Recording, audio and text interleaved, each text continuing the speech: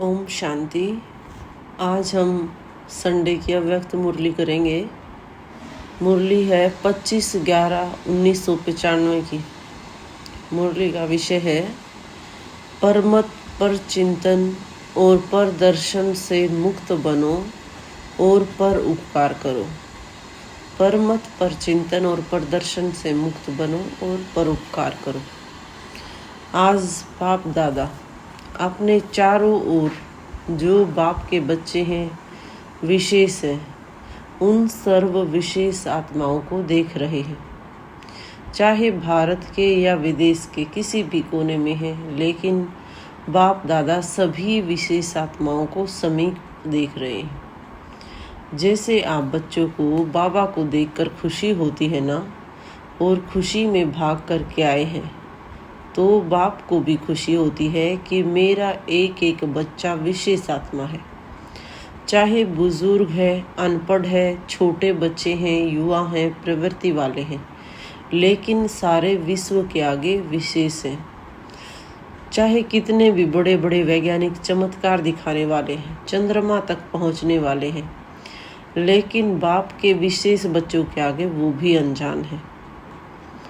चाहे किसी ने पांचों तत्वों को जान लिया, उन पर विजय प्राप्त कर ली, लेकिन जब तक स्वयं को नहीं जाना तो वो अज्ञानी ही कहलाएंगे। जिसने अपने स्वरूप छोटी सी बिंदु आत्मा को नहीं जाना। और हमारे यहाँ जो बाबा के बच्चे हैं, अगर छोटे से बच्चे से पूछेंगे कि तुम कौन हो, तो कहेंगे आत्मा हूँ। आत्मा कहाँ रहती है यह भी बताएगा। और किसी भी वैज्ञानिकों से पूछो कि आत्मा क्या है, कहाँ रहती है, तो किसी को कुछ भी जानकारी नहीं होगी। तो बाबा कहते कि दुनिया के हिसाब से विशेष भले हों सभी, लेकिन यदि अपने आप को नहीं जाना तो उससे तो यहाँ का 5 वर्ष का बच्चा भी विशेष हो गया।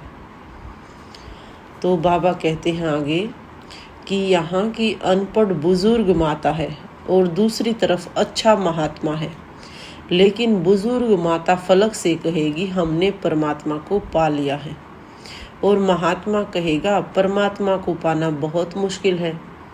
लेकिन यहाँ 100 वर्ष के आयु वाली भी निश्चय बुद्धि होगी, तो वो क्या कहेगी, तुम ढूंढ रहे हो और हमने तो पा लिया। तो वो महात्मा से भी ऊंच हो गई। और प्रवृत्ति वाले क्या कहेंगे, गृहस्थ वाले कहेंगे हम डबल पलंग पर सोते हैं, इकट्ठे भी रहते हैं, लेकिन पवित्र रहते हैं, क्योंकि हमारे बीच में बाबा है। तो महात्माएं क्या कहेंगे आग कपूस इकट्ठे रहना यह तो असंभव लगता है। और आपके लिए क्या है, पवित्र रहना मुश्किल है या सहज है। जो पक्के हैं वो तो बड़ी सभा हो या कुछ भी हो, फलक से कह सकते हैं कि पवित्रता तो हमारा स्वधर्म है। अपवित्रता परधर्म है, लेकिन पवित्रता हमारा स्वधर्म है। तो अब बाबा के घर जो भी मिलन मनाने के लिए पहुँचे या जो भी दूर बैठे सम्मुख बच्चे हैं, तो यह तो भाग्य की बात है, लेकिन अपने पुरुषार्थ से तकदीर की लकीर को कभी भी कम नहीं करना, बल्कि बढ़ाते जाना। आगे बाबा समझाते हैं कि लौकिक में कोई भी बच्चा पैदा होता है तो सभी क्या आशीर्वाद देते हैं कि सदा जिंदा रहे, लंबी आयु हो। तो बाप दादा भी सभी नए पुराने बच्चों को विशेष आत्मा देखना चाहते हैं और उनके अंदर अविनाशी विशेषता देखना चाहते हैं। थोड़े टाइम की नहीं, नया नया ज्ञान अच्छा लगा, थोड़े दिन फॉलो किया, उसके बाद छोड़ दिया कि 1 साल चले 2 साल चले, ये नहीं, बल्कि अविनाशी रहने वाले को ही अविनाशी प्राप्त पक्की होती है, प्राप्त होती है। तो माताएं भी पक्की हैं, क्योंकि चाहे आप 1 साल के हो या 2 साल के हो, चाहे कुछ मास के हो, लेकिन समाप्ति तो एक ही समय होनी है, विनाश तो इकट्ठा ही होना है। तो लेकिन अभी आप लोगों को पुरुषार्थ के लिए समय मिला है, आगे चलकर इतना भी समय नहीं मिलेगा, क्योंकि बाबा ने बहुत बार सुनाया है कि अभी लेट का बोर्ड तो लग गया है, लेकिन टू लेट का नहीं लगा है। तो हम सब लकी बच्चे हैं, तो सिर्फ अपने भाग्य को स्मृति में रखते हुए बढ़ते चलना, कोई बातों में नहीं जाना। आगे बाबा अभी पुरुषार्थ के विषय में बताते हैं कि आज बाप दादा देख रहे थे कि बच्चों के पुरुषार्थ का समय वेस्ट क्यों जाता है। चाहता कोई नहीं है, सब चाहते हैं हमारा समय सफल हो, लेकिन बीच बीच में कहीं आधा घंटा, कहीं 15 मिनट, कहीं 5 मिनट वेस्ट चले जाते हैं। उसका कारण क्या है? आज बाप दादा ने देखा कि मेजॉरिटी का विशेष पुरुषार्थ जो कम या ढीला है, उसके 3 कारण हैं। पहले भी सुनाया था, कोई नई बात नहीं है, लेकिन आज बाबा विशेष अटेंशन देकर वो तीनों बातें डिटेल में सुनाएंगे। आज बाबा ने इतनी गहरी बातें, ये 3 कमी कमजोरी सुनाई हैं, मानो बाबा हर एक आत्मा के दिल का हाल समझते हैं। तो उन 3 कमी कमजोरियों को हम समझेंगे। पहली कमजोरी, पहला है चलते चलते श्रीमत के साथ साथ आत्माओं की परमत को मिक्स कर देते हैं। कोई ने किसी की बात सुनी, भले वो अच्छा महारथी है, सच्चा है और आपका उस पर विश्वास है, तो उस आत्मा ने आपको कोई ऐसी बातें सुना दी जिसमें इंटरेस्ट भी आता है। जैसे संसार समाचार अच्छा लगता है ना, तो ब्राह्मण संसार समाचार भी अच्छा लगता है, तो आप उस पे फेथ रख के उसकी बात सुन लेते हैं, अंदर समा लेते हैं, कट नहीं करते। तो बात भी सच्ची है, समाचार भी सच्चा है, झूठा नहीं है। लेकिन बाबा का फरमान क्या है? बाबा ने कहा है कि ऐसे दिलचस्प समाचारों में अपना टाइम वेस्ट नहीं करना है। तो बाबा के श्रीमत में हमने परमत को मिक्स कर दिया, क्योंकि बाप की आज्ञा है सुनते हुए भी नहीं सुनो। भले कोई अच्छा समाचार, लेकिन हमारी बुद्धि परमात्मा में लगी होनी चाहिए। आपने क्यों सुना? आपने उसकी आदत डाल ली। मान लो एक बार आपने उसके समाचार को सुन लिया और इंटरेस्ट लेके सुना, तो लेकिन फिर उस सामने वाली आत्मा को आदत पड़ जाएगी, वो बार बार आपके पास सुनाने के लिए आएगा। आप उसके लिए कूड़े का डिब्बा बन जाते हो। जो भी ऐसा समाचार होगा वो आपके पास ही आकर सुनाएगा, क्योंकि आपने एक बार सुना। इसीलिए या तो उसको समझाओ, ऐसी बातों से उसको भी मुक्त करो। सुन करके इंटरेस्ट को नहीं बढ़ाओ, लेकिन अगर सुनते हो तो आप में इतनी ताकत हो जो उसको भी सदा के लिए फुल स्टॉप लगा दो। या तो हमारे अंदर फुल स्टॉप लगाने की, समाने की शक्ति बहुत ज़्यादा होनी चाहिए। अपने अंदर भी फुल स्टॉप लगाओ। जिस व्यक्ति का समाचार सुना, उसके प्रति दृष्टि में या संकल्प में भी घृणा भाव बिल्कुल न हो, इतनी पावर हम में होनी चाहिए। ये हुआ उसका कल्याण करना। लेकिन रिजल्ट बाबा ने क्या देखी? बाबा ने रिजल्ट में देखा कि मेजॉरिटी बच्चे थोड़ा थोड़ा किचड़ा इकट्ठा होते होते ये घृणा भाव चाल चलन में आ जाता है, और कुछ भी नहीं होगा तो उस आत्मा के प्रति सेवा करने की भावना नहीं होगी, भारीपन रहेगा। इसको कहा जाता है श्रीमत में परमत मिक्स करना। समाचार तो बाप दादा भी सुनते हैं, लेकिन क्या ये परमत वायुमंडल को खराब कर देता है। तो जो टाइम वेस्ट जाता है उसका एक कारण परमत है। एक आकर कहता है कि मैंने देखा, यानी कि एक से दूसरे के बाद पास जब वो बात पहुंचेगी, थोड़ी थोड़ी बढ़ चढ़ कर पहुंचेगी, तो उससे जितनी बात बढ़ेगी उतना ही वायुमंडल खराब होता जाएगा।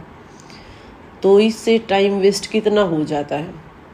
तो ये था एक मुख्य कारण जिससे पुरुषार्थ में ढीले होते हैं, जहाँ टाइम वेस्ट होता है, परमत।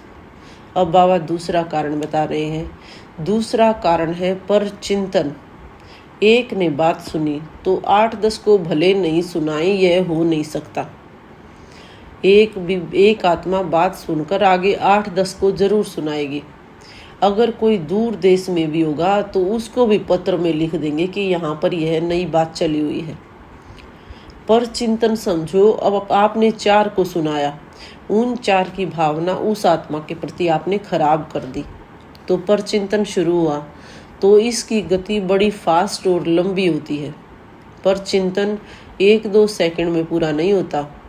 जैसे बाप दादा सुनाते हैं कि जब भी किसी को ज्ञान सुनाओ तो इंटरेस्ट दिलाने के लिए कहानी की रीति से सुनाओ कि पहले ये हुआ, फिर क्या हुआ, फिर क्या हुआ। ठीक इसी प्रकार से परचिंतन की बातें भी ऐसे ही इंटरेस्टेड होती हैं। मैंने कुछ कहा, दूसरा उसमें थोड़ा और ऐड करेगा, दूसरा उसमें थोड़ा और ऐड करेगा, और ये परचिंतन की कहानी बड़ी लंबी हो जाती है। बाप दादा तो सबकी दिल की बातें सुनते भी हैं, देखते हैं। कोई कितना भी छिपाने की कोशिश करे, सिर्फ बाप दादा कहाँ कहाँ लोक संग्रह के अर्थ खुला इशारा नहीं देते। बाबा को हर एक के दिल का हाल पता है, बाकी बाबा जानते सब हैं। भले कोई कितना भी बाबा के सामने सफाई दे कि मैं तो कभी नहीं करता, लेकिन बाप दादा के पास रजिस्टर है, कितनी बार किया, क्या क्या किया, किस समय किया, कितनों से किया, यह सब रजिस्टर बाबा के पास है। सिर्फ कहाँ कहाँ चुप रहना पड़ता है। तो दूसरी बात बाबा ने सुनाई परचिंतन। और परचिंतन से फिर क्या नुकसान है? परमत से नुकसान सुनाया था बाबा ने कि वह वायुमंडल को खराब कर देता है।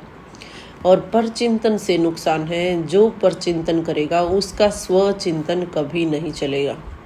कोई भी बात होगी, परचिंतन वाला अपनी गलती भी दूसरे पर लगाएगा, और परचिंतन वाले बात बनाने में नंबर 1 होते हैं।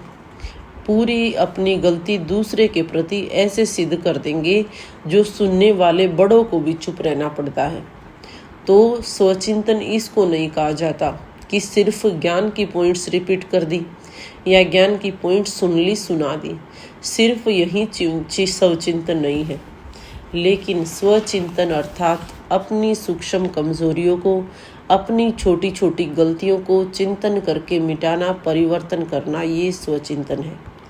देखो, सिर्फ ज्ञान का चिंतन ही स्वचिंतन नहीं है। बाबा ने विशेष तौर पर अंडरलाइन करके कहा है कि अपनी सूक्ष्म कमजोरियों को, छोटी छोटी गलतियों को चिंतन करके मिटाना, ये स्वचिंतन है। बाकी ज्ञान सुनना और सुनाना, इसमें तो सभी होशियार हैं, वो ज्ञान का चिंतन मनन है। लेकिन स्वचिंतन का महीन अर्थ सिर्फ और सिर्फ हमारे प्रति है, स्वयं के प्रति है। क्योंकि जब रिजल्ट निकलेगी तो रिजल्ट में यह नहीं देखा जाएगा कि इसने ज्ञान का मनन अच्छा किया, सेवा में ज्ञान को अच्छा यूज़ किया। इस रिजल्ट से पहले स्वचिंतन और परिवर्तन, स्वचिंतन का अर्थ ही है परिवर्तन करना। तो जब फाइनल रिजल्ट होगी उसमें पहली मार्क्स प्रैक्टिकल धारणा स्वरूप को मिलेगी। जो धारणा स्वरूप होगा वो नेचुरल योगी तो होगा ही। तो अगर मार्क्स ज़्यादा लेनी है तो पहले जो दूसरों को सुनाते हो, जो वैल्यूज़ पर भाषण करते हो, उसको पहले स्वयं में चेक करो। क्योंकि सेवा की 1 मार्क है तो धारणा स्वरूप की 10 मार्क्स होते हैं। अगर आप ज्ञान नहीं दे सकते हो लेकिन अपनी धारणा से प्रभाव डालते हो तो आपकी सेवा की मार्क्स जमा हो गई। धारणा अर्थात हम अपनी पर्सनैलिटी में उस चीज़ को धारण कर ले तो हम नहीं कहेंगे तो भी वो दूसरों पर प्रभाव डालेगा। आगे बाबा समझाते हैं कि आजकल कई बच्चे समझते हैं कि हमको सेवा का चांस बहुत कम मिलता है, हमको चांस मिलना चाहिए। सेवा करना बहुत अच्छा है, क्योंकि अगर बुद्धि फ्री रहती है तो व्यर्थ बहुत चलता है। तो सेवा में बुद्धि बिजी रहे, यह साधन अच्छा है। सेवा का उमंग तो अच्छा है ही, लेकिन ड्रामानुसार किसी भी कारण से यदि आपको सेवा नहीं मिलती और आपकी अवस्था दूसरों की सेवा करने की बजाय अपनी भी गिरावट में आ जाए, तो सेवा आपको हलचल में लाए तो सेवा क्या होगी? वो उस सेवा का क्या प्रत्यक्ष फल मिलेगा? सच्ची सेवा, प्यार से सेवा, सभी की दुआओं से सेवा, उसका प्रत्यक्ष फल खुशी होता है। और यदि सेवा में फीलिंग आ जाती है तो फीलिंग से क्या होता है? बाबा हमेशा कहते हैं फीलिंग से फ्लू हो जाता है। और फ्लू वाला क्या करता है? सो जाता है, खाना नहीं खाएगा, सो जाएगा। यहाँ भी फीलिंग आती है तो खाना छोड़ेगा या रूस कर बैठ जाएगा। तो यह फ्लू हुआ ना। तो अगर आप धारणा स्वरूप हो, सच्चे सेवाधारी हो, स्वार्थी नहीं हो, एक होता है कल्याण की भावना से सेवा और दूसरी होती है स्वार्थ से सेवा, कि मेरा नाम आ जाएगा, मेरा फोटो आ जाएगा, मेरा टीवी में आ जाएगा, मेरा ब्राह्मणों में नाम हो जाएगा। मुझे सब पूछेंगे, तो ये सब स्वार्थ भाव है। क्योंकि आजकल के हिसाब से, प्रत्यक्षता के हिसाब से अभी सेवा आपके पास आएगी। शुरू में स्थापना की बात दूसरी थी, लेकिन अभी आप सेवा के पिछाड़ी नहीं जाएंगे, आपके पास सेवा खुद चल कर आएगी। तो जो सच्चा सेवाधारी है, उस सेवाधारी को चलो और कोई सेवा नहीं, लेकिन बाप दादा ने सबसे विशेष सेवा कही है, अपने चेहरे से, अपने चलन से सेवा करो। चेहरा बाप का साक्षात्कार कराए, ये सेवा नंबर 1 सेवा है। ऐसा सेवाधारी जिनमें स्वार्थ भाव नहीं हो, ऐसे नहीं कि मुझे ही चांस मिले, मेरे को मिलना चाहिए। इसे ऐसे संकल्पों को भी स्वार्थ भाव कहा जाता है। तो भले आपका फाइलों में नाम ना हो, लेकिन फाइनल में आपका नाम सबसे ऊपर होगा, क्योंकि बाप दादा बराबर हिसाब रखते हैं। बाप दादा के पास हर दिल की संकल्प पहुंच जाती है। आपको चांस नहीं मिला, आप राइट हो, लेकिन वो भी नोट होता है। और मांग कर चांस लिया तो वो भी नोट होता है। बहुत सूक्ष्म हिसाब किताब है। इसीलिए निस्वार्थ सेवाधारी बनो, अपना स्वार्थ नहीं हो, कल्याण का स्वार्थ हो। यदि आपको चांस है और दूसरा समझता है हमको भी मिले और बहुत अच्छा और योग्य है, और मानो आप अपना चांस उसको देते हो, तो आपका उसमें भी शेयर जमा हो जाएगा। ये कर्मों की बहुत गुह्य गति है। कर्मों की गति हमारे संकल्पों से चलती है। तो पहली बात बाबा ने सुनाई परमत, दूसरी बात बाबा ने सुनाई पर चिंतन, और अब तीसरी बात बताते हैं बाबा, पर दर्शन। दूसरे को देखने में मेजॉरिटी बहुत होशियार है। पर दर्शन, जो देखेंगे तो देखने के बाद वह बात कहाँ जाएगी, देखने के बाद वह बात कहाँ जाएगी, बुद्धि में जाएगी। और जो दूसरों को देखने में समय लगाएगा, उसको अपने आप को देखने का समय ही नहीं मिलेगा। बातें तो बहुत होती है ना, और जो बातें होती हैं वो देखने में भी आती हैं, सुनने में भी आती हैं कि ये बातें क्यों होती हैं। कई सोचते हैं ये बातें नहीं होनी चाहिए, नहीं होनी चाहिए, ये तो ठीक है, लेकिन जिसके लिए आप समझ रहे हो कि नहीं होनी चाहिए, उसमें समय ही क्यों दिया। और ये बातें ही तो पेपर हैं। जितनी बड़ी पढ़ाई उतने बड़े पेपर भी होते हैं। यह वायुमंडल बनना, यह सब के लिए पेपर है कि परमत या प्रदर्शन या परचिंतन में कहाँ तक अपने आप को सेफ रखते हैं। देखो, यह सभी के लिए पेपर बाबा ने बताया कि परमत, प्रदर्शन और परचिंतन में कहाँ तक अपने आप को सेफ रखते हैं। दो बातें अलग हैं। एक है जिम्मेवारी, जिसके कारण सुनना भी पड़ता है, देखना भी पड़ता है, तो उसको भी कल्याण की भावना से सुनना और देखना। जिम्मेवारी है, कल्याण की भावना है, वो ठीक है, लेकिन अपनी अवस्था को हलचल में ला कर देखना, सुनना या सोचना, यह रोंग है। अगर आप अपने को जिम्मेवार समझते हो, तो जिम्मेवारी के पहले अपनी ब्रेक को पावरफुल बनाओ। जैसे जो ऊंची चढ़ाई के राही होते हैं, तो उन्हें पहले ही सूचना दी जाती है कि अपने ब्रेक को ठीक तरह से चेक करो और अपने ब्रेक को एक्यूरेट रखो। तो जिम्मेवारी एक ऊंची स्थिति है। जिम्मेवारी भले उठाओ, लेकिन पहले यह चेक करो कि सेकंड में बिंदी लगती है। बिंदी लगाते हो या क्वेश्चन मार्क लगाते हो। यदि क्वेश्चन मार्क लगाते हो तो वो रोंग है, उसमें समय और एनर्जी वेस्ट जाएगी। इसीलिए पहले अपना ब्रेक पावरफुल करो। चलो, देखा सुना, जहाँ तक हो सका सबका कल्याण किया और फुल स्टॉप। अगर ऐसी स्थिति है तो जिम्मेवारी लो, नहीं तो देखते हुए भी मत देखो, सुनते हुए भी मत सुनो, स्वचिंतन में रहो, इसमें ही फायदा है। यदि फुल स्टॉप लगाने की शक्ति है, पावरफुल ब्रेक हमारे पास है, तो ही जिम्मेवारी लो, नहीं तो देखते हुए भी मत देखो, सुनते हुए भी मत सुनो, स्वचिंतन में रहो। तो आज का पाठ क्या हुआ? बाबा ने आज का पाठ समझाया कि परमत, परचिंतन और परदर्शन, इन तीनों बातों से मुक्त बनो और एक बात को धारण करो। वो एक बात है परोपकारी बनो। 3 प्रकार की पर को समाप्त कर दो, खत्म करो। और एक पर अर्थात परोपकारी बनो, यह धारण करना है। किन बातों से मुक्त बनेंगे? परोपकारी बनने के लिए बच्चों के ऊपर सिर्फ उपकारी या उपकारी नहीं, लेकिन सर्व के उपकारी।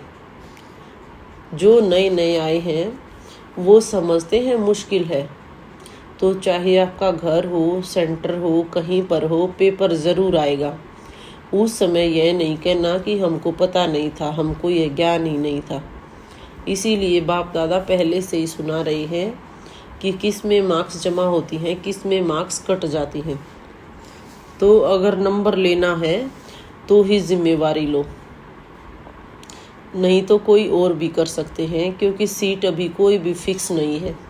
सिवाय ब्रह्मा बाबा और जगदम्बा के और सब सीट खाली हैं, कोई भी ले सकता है। 1 साल वाला बच्चा भी ले सकता है। देखो बाबा ने आज सिर्फ 2 सीट फिक्स हैं, बाबा और मम्मा की, बाकी सभी सारी सीट खाली है। तो सदा क्या याद रखेंगे? अपनी विशेषताओं को याद रखो। विशेष समझेंगे तो यह खेल की बातें होंगी ही नहीं। तो विशेष है और सदा सारे कल्प में विशेष होंगे। जो खुद को विशेष समझकर केवल विशेषताओं को धारण करेंगे वो सारे कल्प में विशेष बन जाएंगे। और किसी भी धर्म नेता या महात्माओं की ऐसी विधि पूर्वक पूजा नहीं होती जैसे देवताओं की होती है, वैसे किसी की भी नहीं होती। तो बाबा कहते हैं अच्छा, और भी बीच में काफ़ी सारी हैं। बाबा ने मिलन करा कुमारियों के साथ, कुमारों से, प्रवृत्ति वालों से, डबल विदेशियों से, लेकिन हम मेन रिवीजन करेंगे। तो बाबा कहते हैं देखो जो आज की मुरली है वो नए बच्चों के हिसाब से बहुत गुह्य है, लेकिन समय की तीव्रता को ध्यान में रखते हुए बाप दादा सभी बच्चों से डायमंड जुबली मनवाकर ये इन बातों से मुक्त करना चाहते हैं। यदि अभी हम मुक्त नहीं बनेंगे तो फिर धर्मराज हमें मुक्त करवाएंगे। अभी तो बाबा प्यार से कह रहे हैं, फिर धर्मराज का सहारा लेना पड़ेगा। तो हम बाप के साथ मिलकर बाबा से शक्ति लेकर ही इन सब बातों से मुक्त हो जाएं, ऐसा बाप दादा चाहते हैं। लेकिन केवल पुराने बच्चे इनसे मुक्त हों, बाबा ऐसा नहीं चाहते, क्योंकि बाबा को अपना 1 दिन का बच्चा भी उतना ही प्रिय है जितना कि 20 साल पुराना। तो बाप को धर्मराज का साथ लेना पसंद नहीं है, लेकिन कर क्या सकते हैं? 1 सेकंड में किसी को भी अंदर ही अंदर सजा दे सकते हैं, और वो सेकंड की सजा बहुत तेज होती है। लेकिन बाप दादा नहीं चाहते। तो बाप का रूप प्यारा है, धर्मराज साथी बना तो कुछ नहीं सुनेगा। इसीलिए बाप दादा को डायमंड जुबली में सभी को सभी बातों से मुक्त कराना ही है। ये थी बाबा की आज की मुरली। तो बाबा भी स्वमान देते हैं हमें कि चारों तरफ के सर्व विश्व के विशेष आत्माओं को, सदा स्व चिंतन ज्ञान चिंतन करने वाली श्रेष्ठ आत्माओं को, सदा बाप के श्रेष्ठ मत पर हर संकल्प बोल और कर्म करने वाली समीप आत्माओं को, चारों ओर के डायमंड जुबली के लिए स्वयं को और सेवा को आगे बढ़ाने वाली ऐसी विशेष आत्माओं को बाप दादा का याद प्यार और नमस्ते। हम रूहानी बच्चों की, हम स्वचिंतन ज्ञान चिंतन में रहने वाली श्रेष्ठ आत्माओं की, हम परमत पर दर्शन और परचिंतन से मुक्त रहने वाली आत्माओं की हम प्यारे बाप दादा को याद प्यार और नमस्ते। शुक्रिया बाबा, शुक्रिया। ओम शांति, ओम शांति, ओम शांति। ये थी बाबा की बहुत ही विशेष मुरली, बहुत ही सूक्ष्म चेकिंग की मुरली है। सभी ध्यान से मनन करना, चिंतन करना। शुक्रिया। ओम शांति, ओम शांति, ओम शांति।